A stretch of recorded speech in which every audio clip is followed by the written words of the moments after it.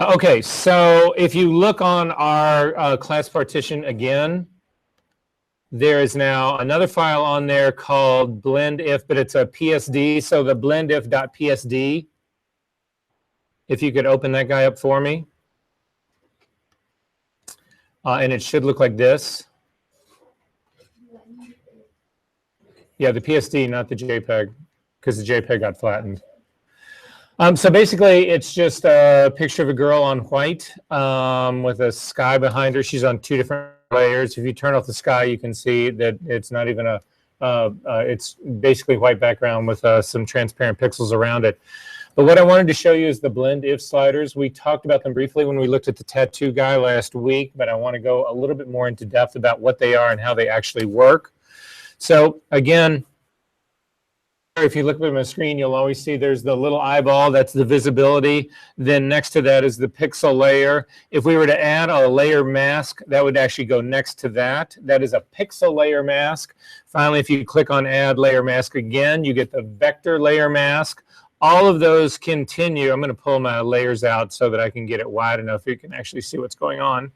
All of those continue across. So we've got the visibility, the pixel layer itself, the pixel layer mask, the vector mask next to it. Next to that, we have a name, so I'm going to call it girl. And then finally, next to that is this blank area over here, and it's this blank area over here that I want you to get to. So if you can't reach it, you need to do what I'm doing. You need to pull out the layers palette, make it wide enough so that you can get to this blank area over here. When you get to this blank area over here, if you double click on this area, it will bring up the layer style dialog box.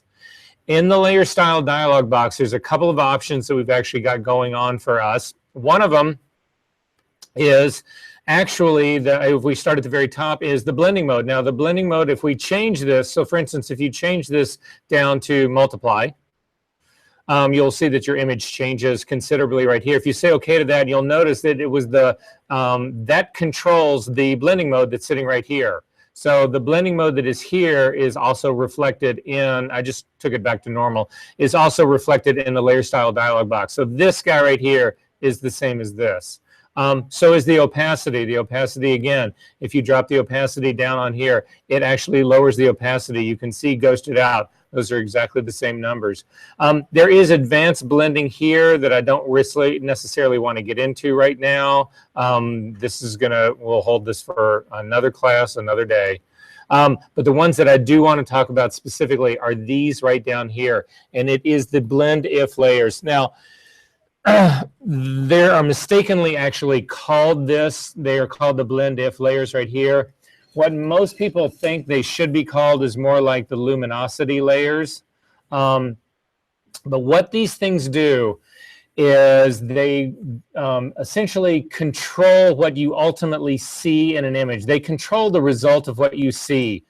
So you've got this layer right here, which is dealing with the girl on the white background. That would be this layer right here.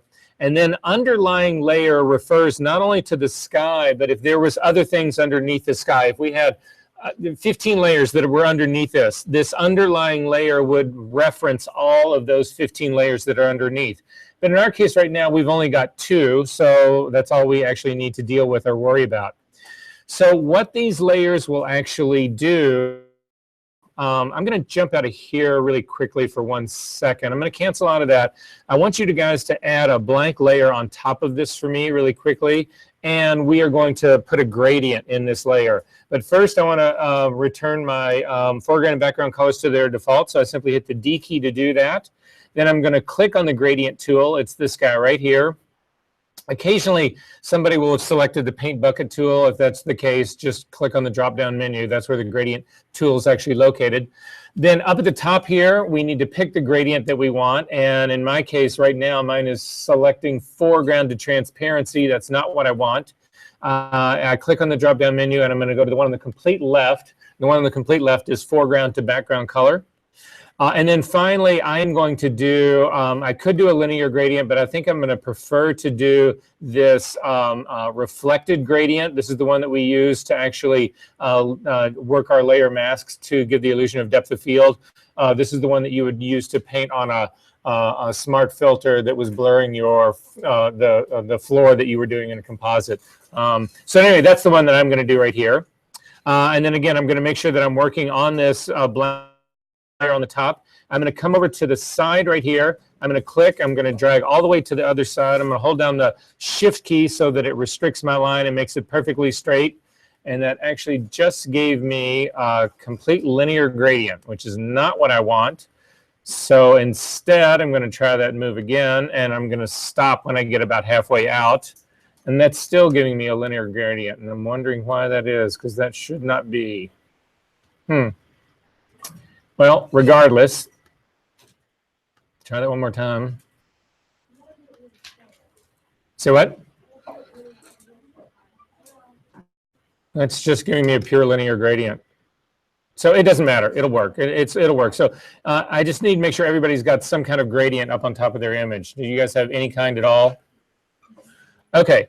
So with this guy up on there, I want you to, again, double-click onto the side over to the right-hand side to get to the layer style dialog box.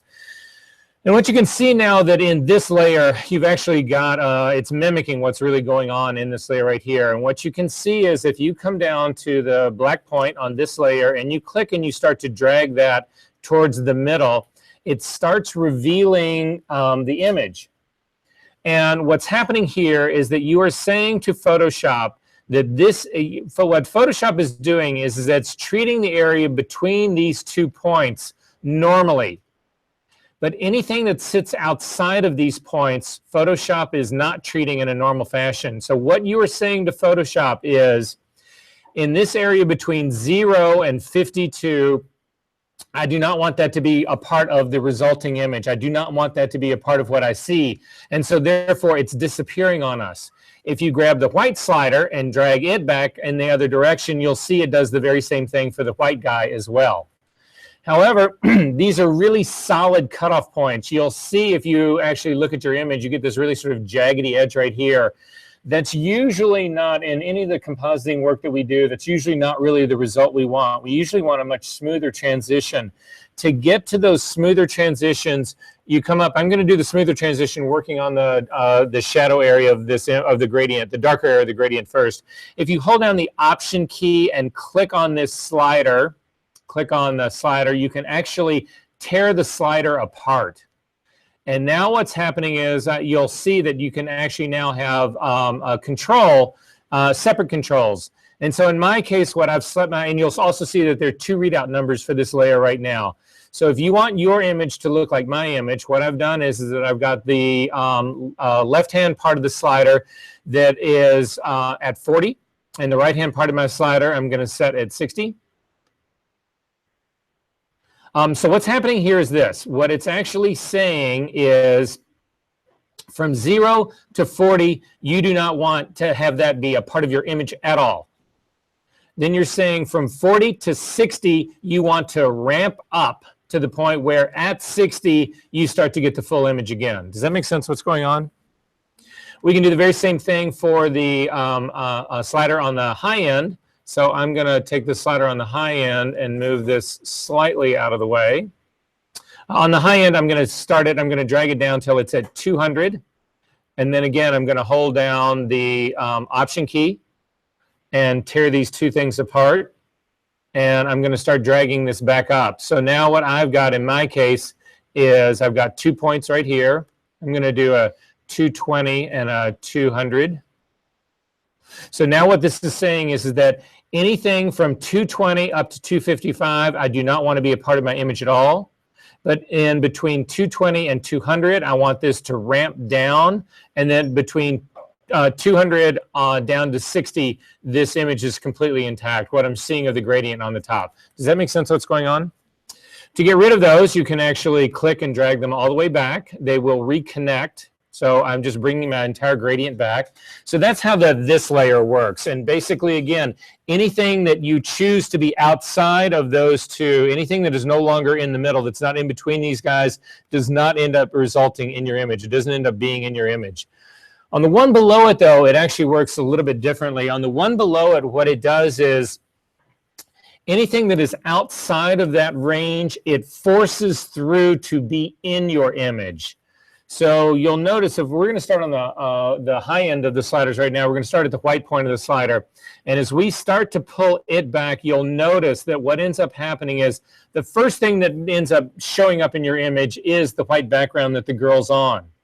But then the clouds start to actually show up. And as we continue to push through here, now her skin tone is showing up. I don't have much of the blue sky yet. That's not in there yet. So what is happening now is that it is saying anything from in the layers underneath, no matter how many layers underneath you have, anything that is of a value of 160 up to 255, we want that to push through and be on top of the gradient. Does that make sense? Same thing holds true with this one. You can actually get a smoother transition by holding down the Option key and clicking and dragging. So I'm going to do one of my sliders at, say, like 175, and the other slider at like a 145, and you get this sort of Andy Warhol on a weird, surreal sky something. I don't know. That's what it does. In more cases than not, I end up working with the slider in this layer more than any other. So that takes care of explaining how these things work. I'm going to hit cancel out of this. I'm going to turn off the gradient layer that I just made. I'm going to click on the girl layer, and then I'm going to, again, double click on the right-hand side to bring up the gradient dialog box. Not the gradient dialog box, the blend if layer style box. And then I'm going to do the same thing. I'm just going to grab this white slider at the top, and I'm going to start to bring it back. And you'll see that right off the bat, it gets rid of my background. I've still got a little bit of a jaggy part that's happening around there. I'm going to click to break apart the slider triangle. And then I'm going to start to actually drag this part down. I'm probably going to start to drag down the main slider as well. But then I start to get in, you'll see it starts to actually, the sky starts to bleed through her arm. So I can't actually do that part. And it's actually the transition part here is what's actually doing it. So the most that I can actually get that guy down to is like a 235. So I'm going to start to drag my other guy down. And you can see it still leaves me with this halo around here. But at least you understand the mechanics of how this whole thing is actually working. Does that make sense? Okay. So we can click cancel out of that, and we can get out of this. You can close that guy up. We don't need him anymore. I want to talk really quickly about how to convert to black and white. So in your folder for this week, there should be a black and white folder. Inside of that, there should be a DNG of a tree in the wood, or a tree in the desert. Did we already do this? Okay. So I want you to double click on this guy. It'll bring it open into Photoshop. I'm going to go ahead and hit auto on this guy because it's actually vastly underexposed. But auto actually brings it in pretty good shape, whatever. And then I'm going to go ahead and open it as an object. You don't need to worry about whether you're doing this as an object or a regular image. I'm going to... If not, I'll give it to you really quick. So I think you've got it. In the student folder for week 14, in the black and white folder, You don't? Okay. Let me give it to you right now then.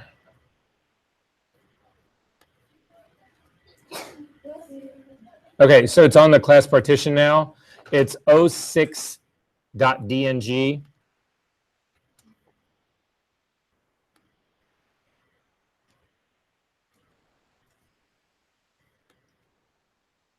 All right, you guys good? And again, when you get it opened up into Camera Raw, simply hit the auto button because if you look at the default, it's grossly underexposed. So just hit the auto button, that'll be fine. And go ahead and say okay to that. Okay, so we are going to convert this to black and white. So there's a number of ways of doing this, of converting this to black and white. I'll show them to you really quickly. I'm going to go ahead and make a copy of this guy because the first way to actually do this, you can't do to a smart object.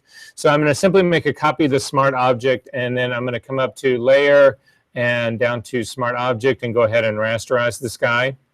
And so the old school way people used to do it is they would simply come up to Image, down to Adjustment, and then down to Desaturate, and they would get rid of all of its color.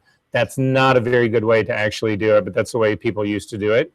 So that's one way of doing it. I'm just going to throw that guy away again because I don't need it. The next way that people will do it is actually they would click on an adjustment layer and they would come up to Channel Mixer and click OK on this. And in Channel Mixer, you can click on this guy right here that says monochrome, and you'll see it actually turns your image to monochrome. And it does it, this is actually the recipe, roughly the recipe that they used for Tri-X film. When they created Tri-X film, what they realized, the biggest problem that they have in doing black and white film is that colors do not, colors have different amounts of energy in them and they react to film in a different way. So how many people in this room have ever shot black and white film? How many haven't? Okay, so is one of the problems that you always run into when you shoot black and white film is your skies blow out, right? Doesn't that always happen? Especially if they're really blue skies, they blow out.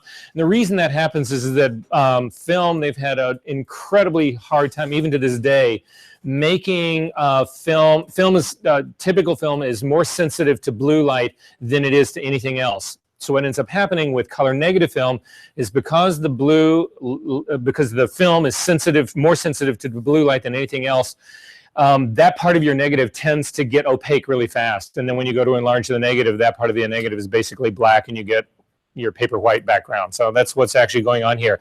So this formula where they've actually got 20% blue, 40% green, and 40% red is an emulation of what they tried to do in the chemistry of Tri-X film, or basically all panchromatic film.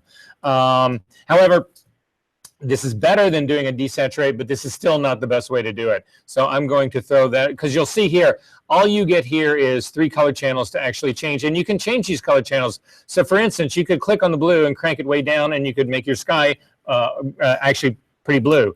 I mean, pretty dark. However, this is not, again, the method that we want to use with it. There's a much better method that exists in Photoshop right now. So I'm going to simply throw the channel mixer away. We're not going to do it like that. The next thing and the way that I suggest you guys doing it is adding an adjustment layer, and it is the black and white adjustment layer. And you'll see that when you get the black and white adjustment layer on here that you get a number of options that you not only get your RGB, which we had before, but you also get the subtractive colors as well. You get the yellow, cyans, and magentas. And all of these have been set at percentages to sort of render this guy as a background, as a black and white image for you. However, the advantage of not doing this in Camera Raw, because if you double click on the smart object and go back into Camera Raw, there is a way to do it inside of Camera Raw. You can actually click on the HSL grayscale in here, and you can convert this to a grayscale and say okay to that. The problem with this is that I lose the color information doing this. So I'm going to go back in history to not do that, so that I've still got the color image, because the advantage of having the color underneath the image is that the color is still, you can still work with the color on this black and white layer. So to see what it is I'm actually talking about, I want you to click on the targeting adjustment tool that sits at the very top of the properties palette. And then I want you to come over to your sky. You'll see that the sky on here, I'm going to double click my hand to get this as big as I can get it. You'll see on the sky over here, if I click on this hand, that I can click on the sky, and you will notice, I don't know if you see it, but the blue slider has now been highlighted in my properties panel. And now if I drag to the right, my blue sky gets lighter. If I drag to the left, my blue sky gets darker. And all of a sudden now we're making Ansel Adams black and white prints, because Ansel Adams actually used to, he would put a filter on the front of his camera when he would shoot his landscapes. And if you want to, is anybody in this class still shooting black and white film? Okay, so if you want to do the Ansel Adams thing and you want your skies to actually go black, so if you look at all the stuff that he did in Yosemite, all that, the skies are always almost virtually black, right? He used a Kodak written filter. It's a gelatin filter that goes in front of his camera. It's a 25R, that's the number of the filter. Some people will use a 29R, but he used a 25R. It's a pure red filter, and because it's pure red, it absorbs all the blue light that's hitting it. It only lets red light through. Having all the blue light absorbed, on his negative now, no blue light is hitting it at all. As a consequence, his negative is clear where his blue skies are, and so when he prints his stuff, they come out black. Makes sense? Yeah. So again, it's the only tricky part about thinking it in the negative is you have to do the exact opposite, because we are doing, you're trying to impact the negative, not the positive. Okay, so that works pretty good up in the sky up in here. However, we're missing stuff down here in the where it starts to come down to the horizon. Joe, this is exactly what I was talking to you about, though, with your stars, is that as skies start to get closer to the horizon, they get lighter, even at night. So that's where you wouldn't have stars down in here. But at any rate, for us to continue to drive this darker down here, if you will, just again using the targeting adjustment tool in the properties palette, if you click down here, you will notice now that the cyan in your properties palette is activated. And now as you start to drag that over, you start to drive those colors even further down. Now, personally, I think that this is too abrupt of a change, so I'm going to kick this back a little bit. Still using the targeting adjustment tool. I'm also going to kick the blue sky back a little bit. I'm not going to actually whack that as hard as we ultimately ended up whacking it. I like a little more drama in there. So then finally, if you turn this eyeball on the black and white off and you look at the tree right here, what color is that pine tree? Like what? That's beige? No, not this tree right here, the pine tree. The pine tree that's off to the side. All right, we have a green. Do I have anybody else? Yeah, because you just clicked on it, right? Okay, back in, turn on your black and white layer on again, and click on the pine tree, and what you'll notice that gets activated is the yellow. In most green grass, green trees, green, all of those situations, your dominant color in there is yellow, and you would never know it, but it is. So now you can actually make this tree lighter or darker.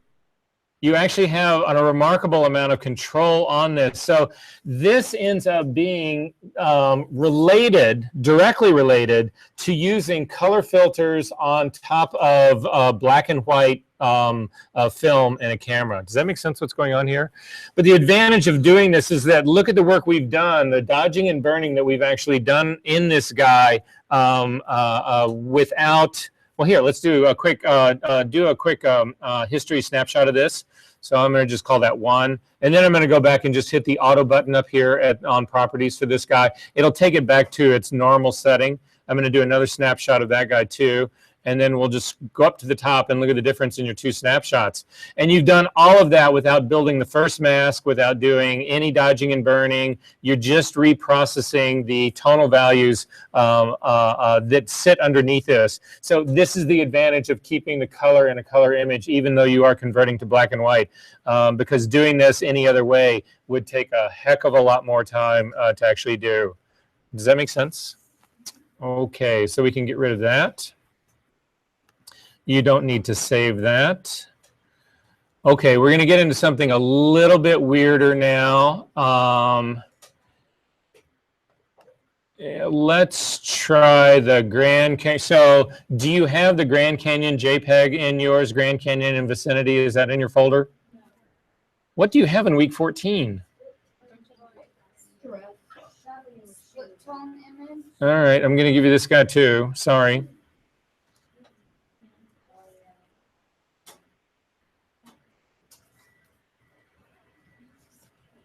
Okay, so on the class partition, you've now got a file that is called Grand Canyon and vicinity, blah, blah, blah. If you could bring that into Photoshop for me really quickly.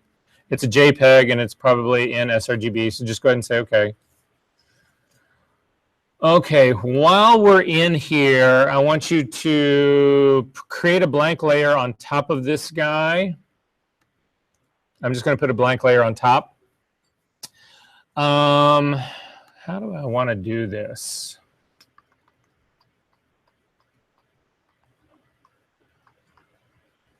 Okay, I have an idea. We'll see if this works. Okay, we're going to do a new gradient in this guy. So to do a new gradient in this guy, I'm going to click on my foreground color, and I'm going to type in 125. Hit the tab key 125, hit the tab key 125. I'm just making like a middle gray.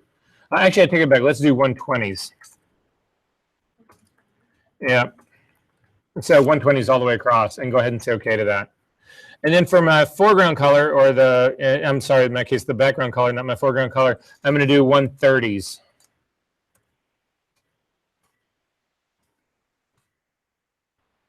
And I'm going to go ahead and say okay to that. And then I'm going to pull a gradient.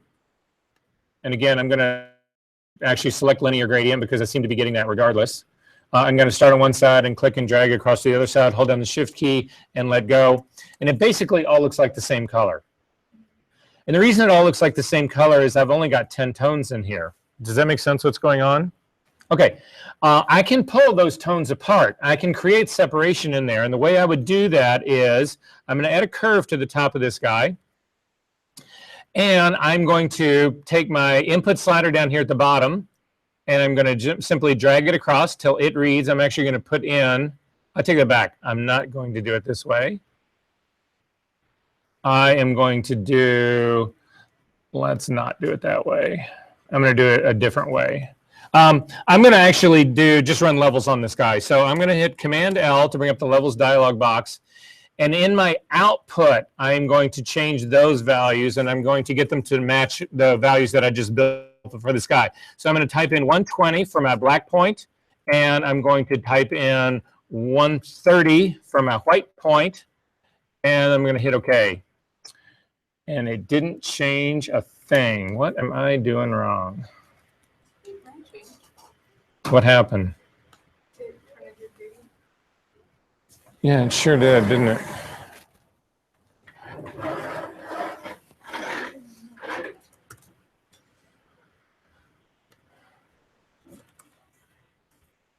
Oh, I can't get into the boxes above. Okay, so we'll try the boxes above. Okay, and pulls it back out. You enter the second one. Right, sorry.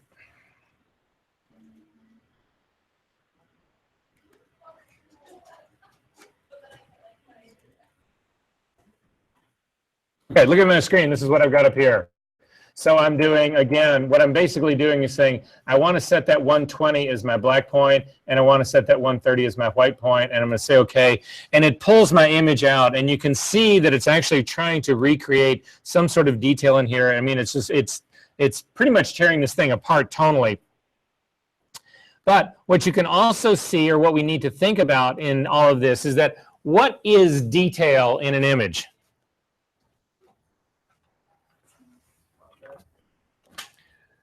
Well, here, let's try and do this the other way. Let's do this exactly the opposite. This maybe is a better way of doing it. I'm going to throw this guy away. I'm going to do a new blank layer. I'm going to turn off the desert underneath it. I'm going to hit the D key to default my foreground and background colors to their default, and I'm going to pull a pure black and white gradient along the top. And hold down the Shift key. So, detail is difference in tone. That's what it is, right? So if you've got two pixels that are right next to one another and they are identical in tone and color, is that detail? No, they're the same thing. That just starts to be a field of color, right? So what detail really is in life is the separation of those two. Does that make sense? So for us, we can run levels on this guy, and you'll see what it is I'm talking about. Command L to bring up the levels dialog box.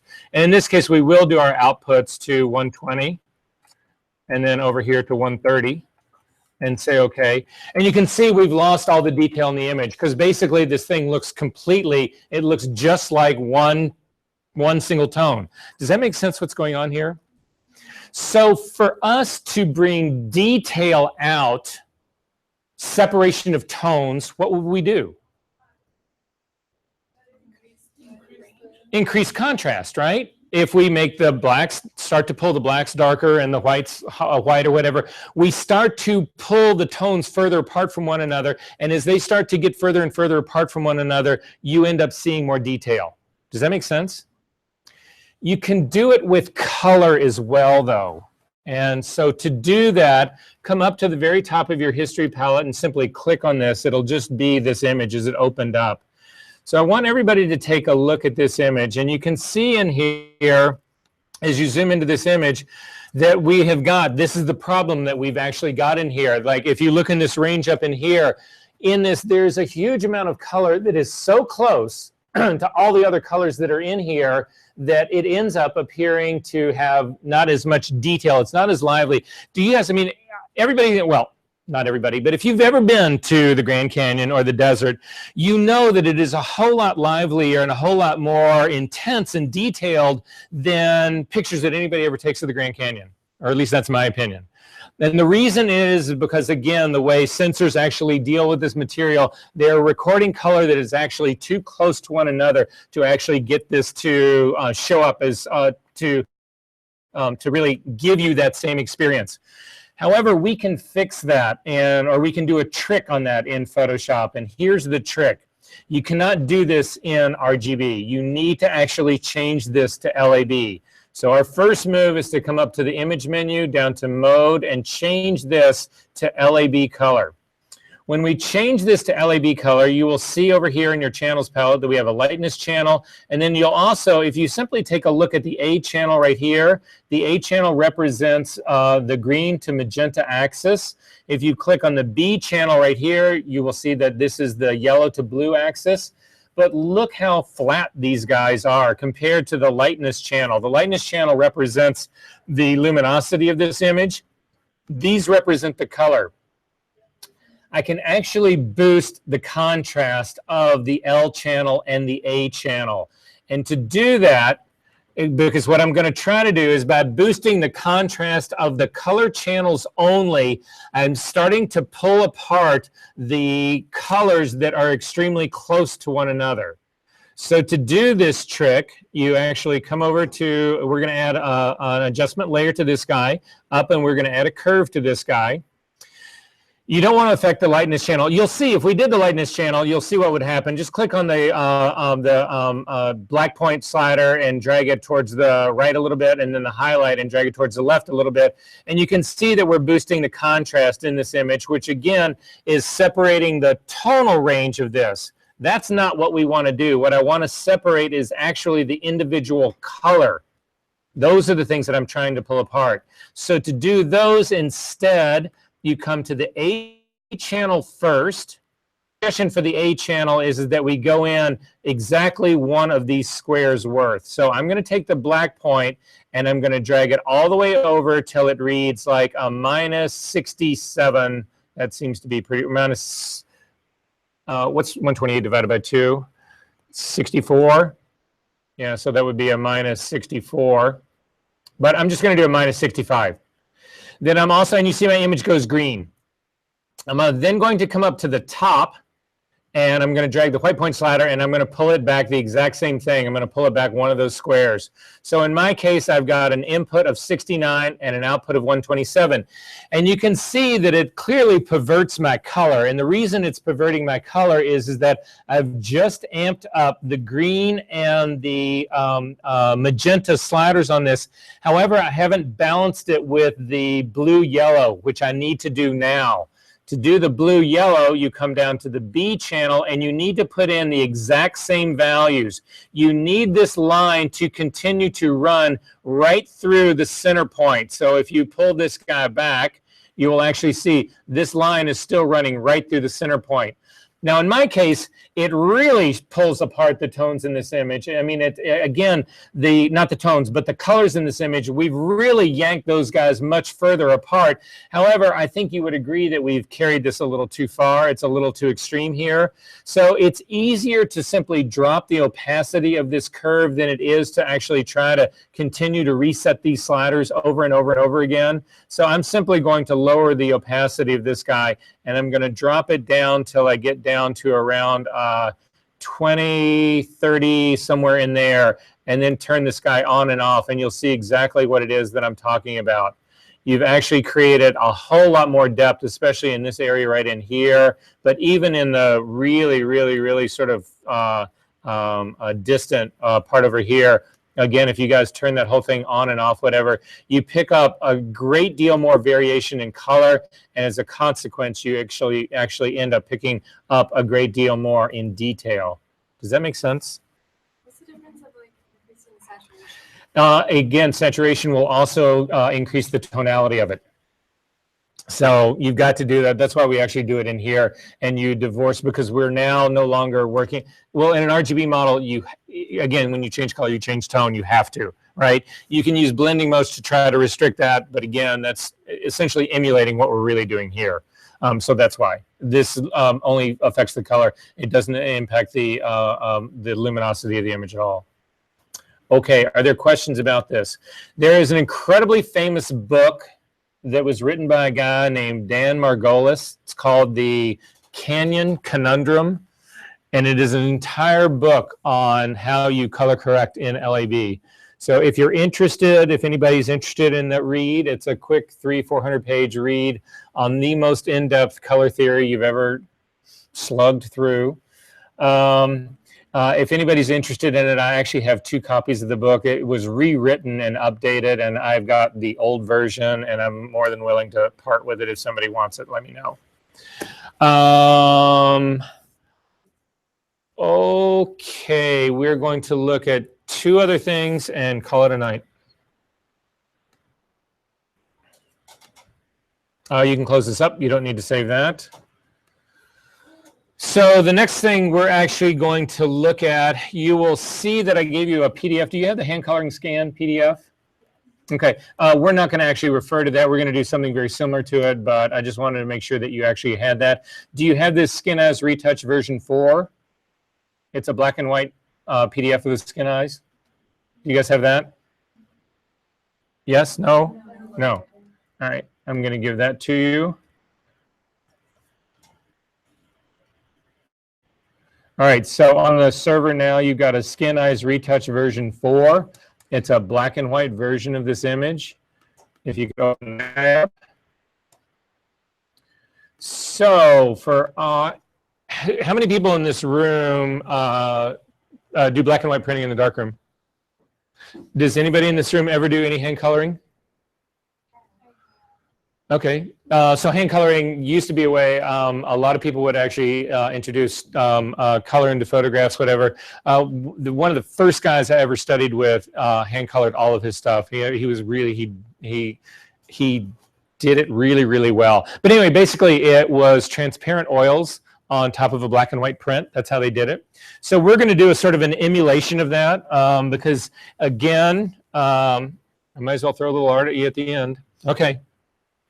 So to do this, if you look down in there, do you have, you probably don't have these, so I'm going to give you 2 other images really quickly. I take it back, I'm just going to give you one. I'm going to give you one that says Estee Lauder. So you'll have an Estee Lauder PSD as well, if you could open up that at the same time. And go ahead and say okay to that. It's going to open up in sRGB, it doesn't matter. So in that one that just opened up, you actually should have a color sampler point that's sitting right on this girl's face right here. Do you guys have that? No? Yeah. Okay. If we look at the readout of that value, you'll actually see I get an RGB readout of it right here. And that RGB readout, I'm actually going to, oh, did everybody get signed in on the sign-in sheet? And did it land anywhere? Did I get it back? Say what? Oh, thanks. So everybody got on this, right? All right. No, you got to sorry. You fancy pants.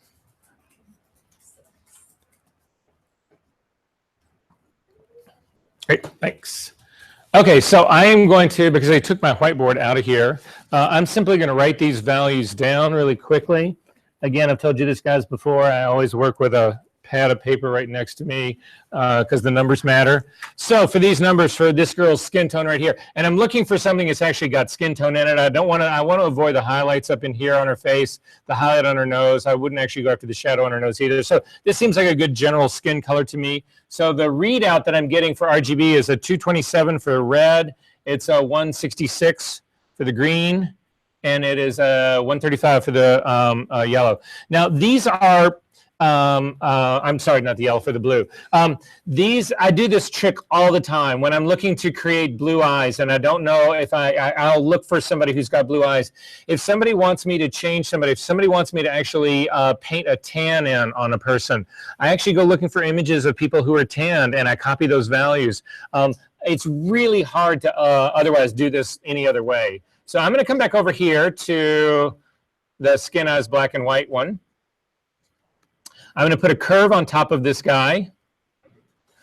You'll also see that I've got a point number 1 that's already sitting on her face right now. And I'm going to then change this curve to give me those very same readout numbers that I just looked at on the Estee Lauder ad. Sometimes, and you guys should just know this, on the Estee Lauder ad, if you zoom in close on this, and this one, I'm okay on this, relatively speaking. A lot of times, though, if you're scanning tear sheets out of a magazine, there will actually be a halftone pattern in it, and you need to worry about that because you can actually drop your color sampler point down on something that's way too specific. So if that's the case, what a lot of people, myself included, will do is they'll simply blur this image. So they'll come up and come down here, hit this with a Gaussian blur so that it's more like that, and say okay, and then you don't have to worry about that halftone dot actually screwing you up. So in my case, in doing that, it changed my red to a 228, my green, it just added a single point to the red and the green, so I'm not really going to worry about that. So back into here on this image, again, I put a curve on top of that. I'm going to go to my red channel. I'm going to click the targeting adjustment tool. I'm going to come down on this number 1 point here. I'm looking at my readout right here, and I need that point to read 227. So I'm going to click and drag that up till it reads 227. I'm going to go to my green channel now and click on that same point and drag my green up to 166.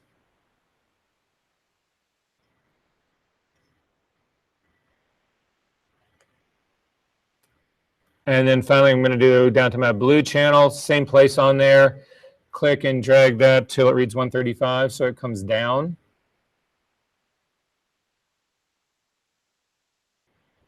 And this is the skin tone that I've created for this girl. So on the layer mask itself, I'm going to invert the mask, Command I. Then I'm going to grab my tablet.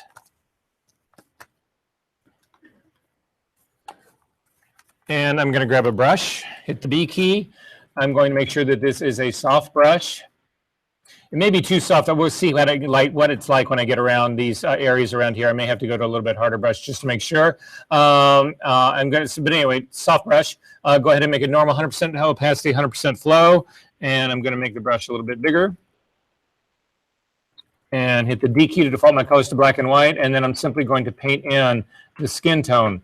You want to avoid her her eyes and her lips. Those actually wouldn't be done. I could probably go in here and use any of my selection tools to actually get to this, make this selection a little bit more perfect. But you guys get where I'm going here. Again, avoid her eyes, avoid her hair.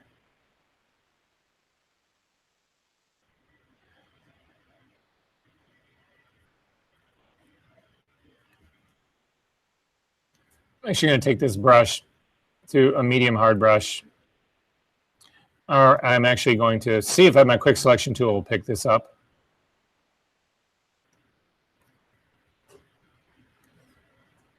Does a pretty good job.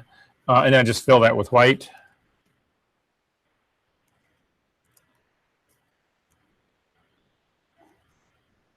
See if it'll do the same thing around here. Nope.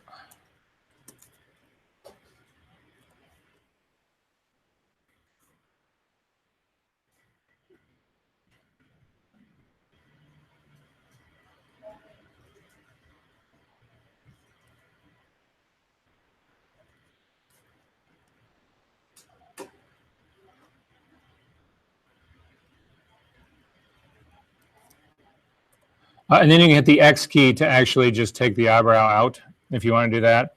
So again, not perfect. You would use all the selection tools that we've gone in before to really select the hair of the eye. I mean, you can look at luminosity layers. We could actually create channels out of this. There might be a way to actually Look at this. What are you doing down here? So Alicia, it says to me it's recovered something. I'm going to just turn this guy off and see if, again, I would look in the layers palette right here, see if there was something in here in my channels palette right here that I could use to actually build something more. All of these are the same because this is a black and white image, so I'm not really gaining anything there. But you guys get where this whole thing is going, right? Okay, then I'm going to go back to my Estee Lauder ad. And I'm going to try to grab her eye color. Again, I'm going to simply come in and sample that. Color sampler tool, and I'm going to go kind of right in here.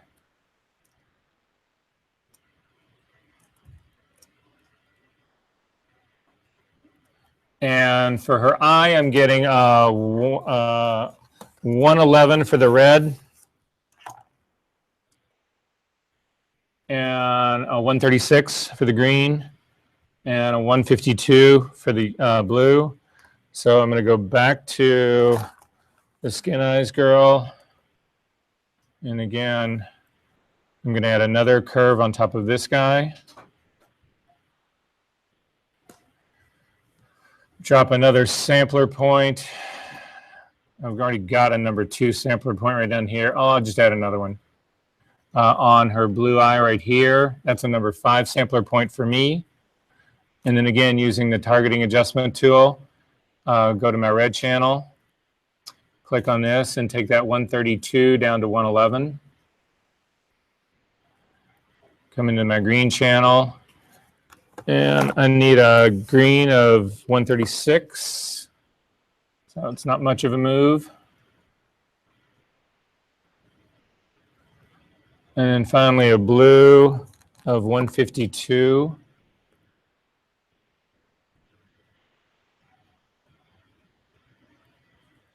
Again, invert the mask. Take a brush. Make sure that white is your foreground color and bring in the blue of her eyes. Now, if you feel like that's too strong, whatever, you can always pull the opacity of this part off a little bit to make that a little bit more real. You could actually do the same thing on the curve for her skin tone. You could actually drop that back down just a little bit like that, whatever. And you see where this whole thing is beginning to go. It's shockingly how good you can get this if you're actually make these guys the real deal. But part of the charm, I think, in doing this is the fact that they're not real. You know what I mean? That they look sort of artificial, that they look kind of painted. So I just wanted to give you guys a quick little rundown on that. Did we talk about creative sharpening in this class? Okay. Skin sharpening specifically. You can close up both of these. You don't need to save them. We're going to look at one last file and call it a day. So do you have in that same folder the Skin As Retouch version 3? Nope, that's actually the wrong one. I don't want to give you that guy. Let's do this. Let's go back to, let me find a copy of it. Yeah, go back to class 11. Do you guys have class 11? If you don't, I can just throw this file on the server again. Who needs the server? Who needs the file? Okay, if you go back to class 11, it's Skin As Retouch version 3.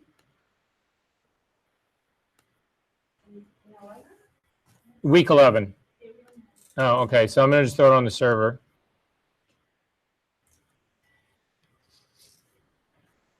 Okay, it's on the server now. Skin As Retouch version 3, if you could open that up into Photoshop.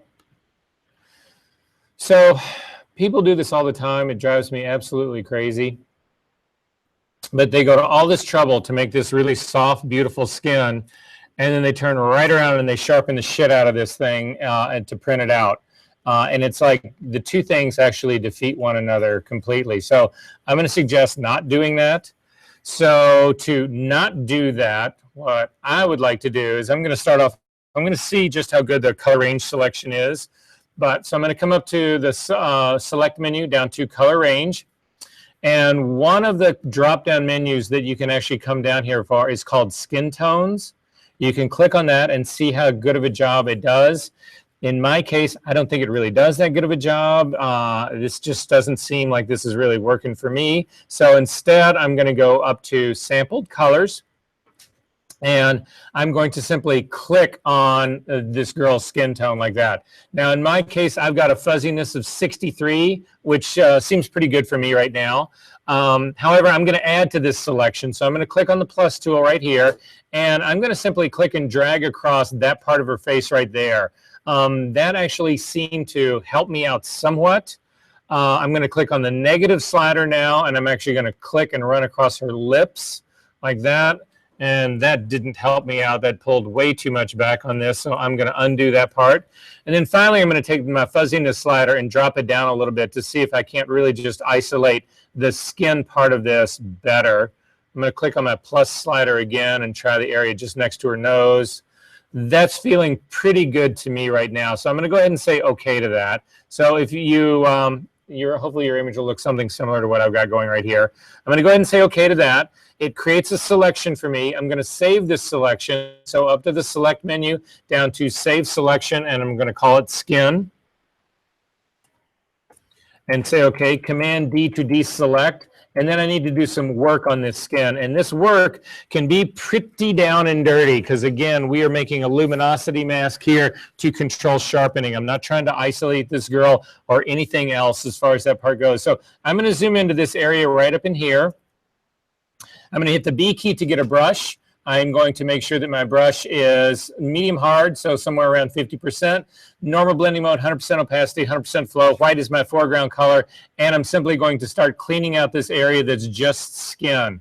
So I'm just pulling that part out really quick. Again, you can be pretty loose about this. I'm going to get the eye part right between her eyes like that. I'm really just trying to circle around these areas to isolate them out just a little bit. I'm going to come down and get this part down in here. That cleans that part out.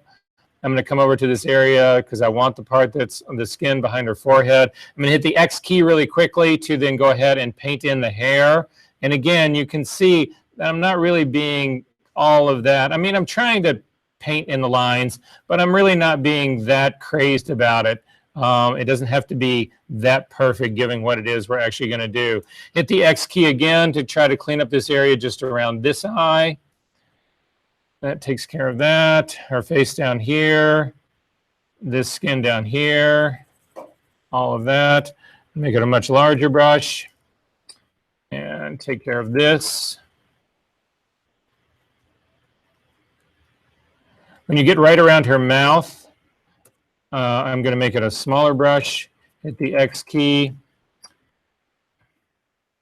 and paint in just her lips.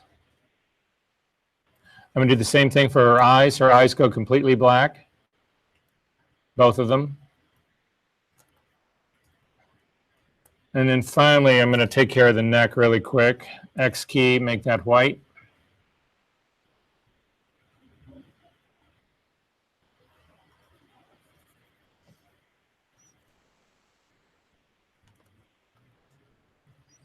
Then I'm going to change my blending mode of my brush to overlay, hit the X key to get to black, and just try to follow this line up here and this line right here.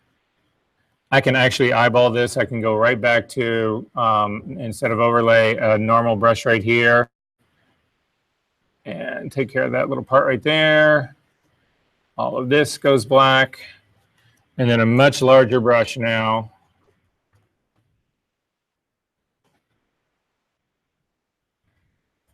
And get rid of all the rest of that and all the rest of this.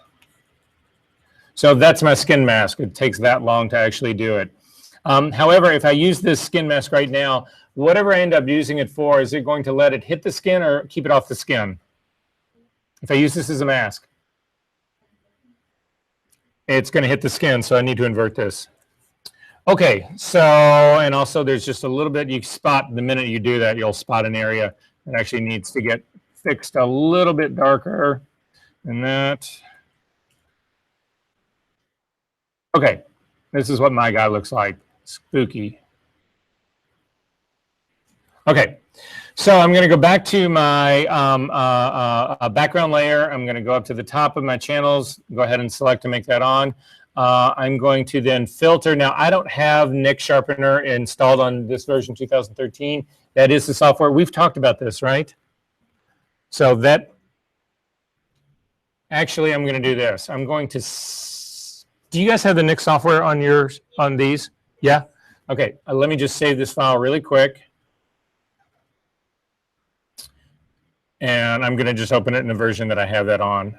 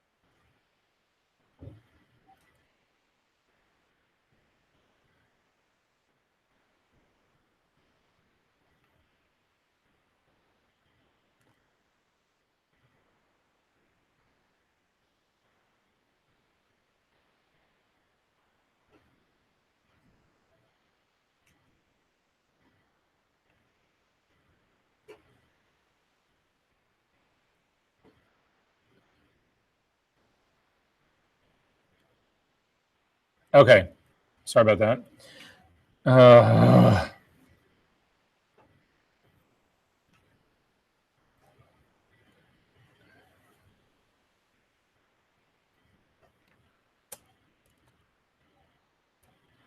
There's clearly something wrong with my computer right now.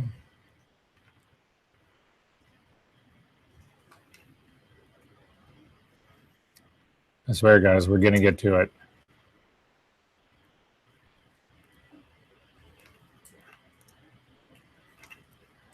Okay, I'll just do the baby version of it. Okay. Whew. Okay, so up to the filter menu, down to the Nik Collection. Again, you want to use output sharpening for this. And the output sharpening, again, you set this up for whatever your output's going to be. So again, for inkjet, it would be a different series of settings than for display. I'm going to go ahead and do mine for display because we're actually looking at it right here. In the output sharpening strength, you can actually leave it here if you want. I'm going to suggest we actually crank it up to a 100% on the output sharpening. I'm actually going to over sharpen this image. And then I'm going to go ahead and say okay to this.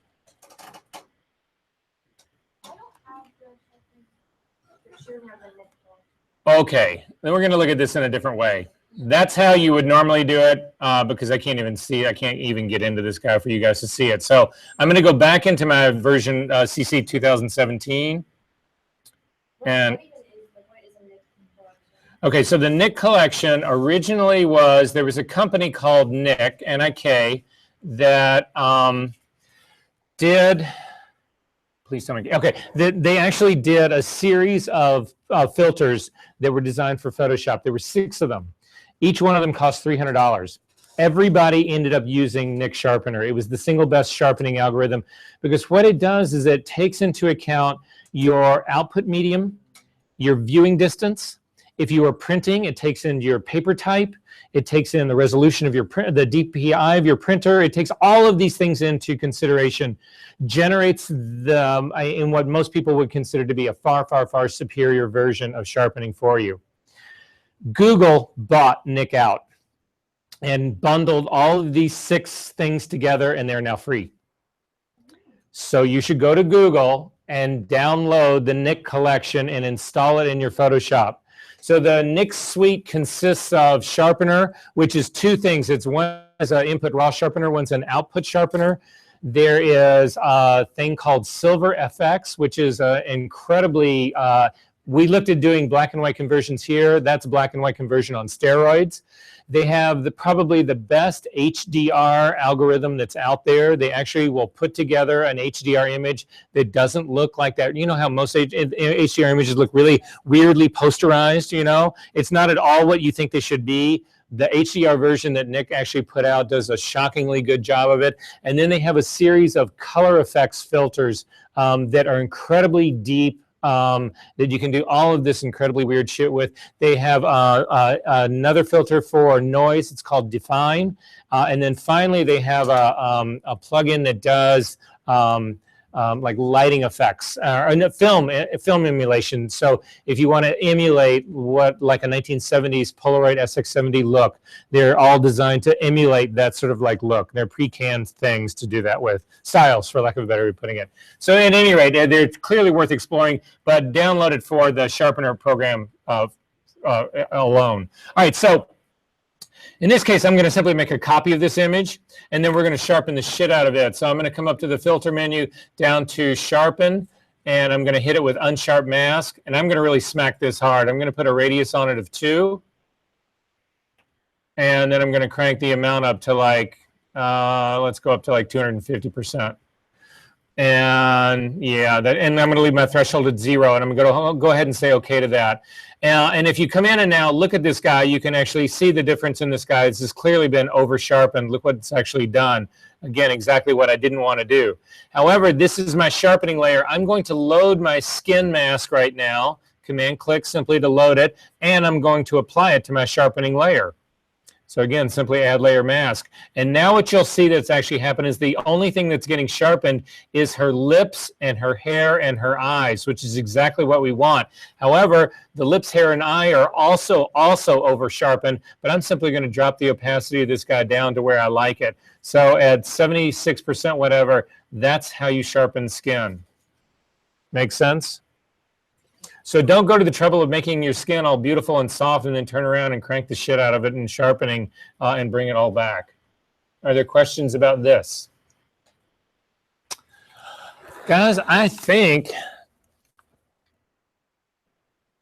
that's it. Cool. Are there any questions about anything? Any of your final project stuff? And does anybody want to talk about any of that kind of stuff? Okay, that's fine. Oh, so what I'm going to do, I'm going to stay here and I will work with you guys one-on-one and we will get through what anybody needs to get through. And other than that, I'll see you guys next week. So remember, for next week, you need to bring me a jump drive that's got all of your working files on it throughout the whole semester, including versions of your final project. For your final project, I want to see layered Photoshop files so I can see what it is you actually did.